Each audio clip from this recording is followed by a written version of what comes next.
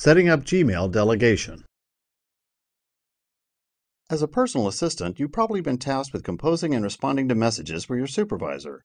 To quickly set this up in Gmail, your supervisor must first grant you direct access to their Gmail account.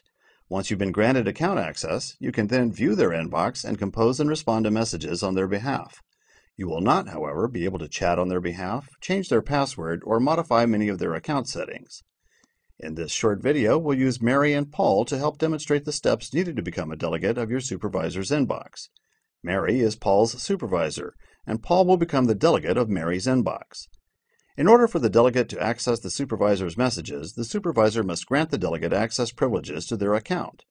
This is accomplished from the supervisor's inbox, in our case, Mary's inbox. To grant access, click Settings and then Accounts. In the Grant Access to Your Account section, click Add Another Account, and enter the email address of the individual who will be the delegate. In our example, Paul is Mary's personal assistant and will become her delegate. Click Next Step and then Grant Access. The delegate's name and email address now displays, indicating that access has been granted. If we now look at Mary's personal assistant Paul's inbox, a small arrow displays to the right of Paul's email address. Clicking the arrow allows the personal assistant to select and access his or her supervisor's inbox. Depending on your browser settings, your supervisor's inbox will display as a new tab or in a new browser window. As the personal assistant, you can now access your supervisor's inbox and compose and reply to messages on their behalf. Looking in Mary's inbox, we can see that she has received a message from Frank at solarmora.com.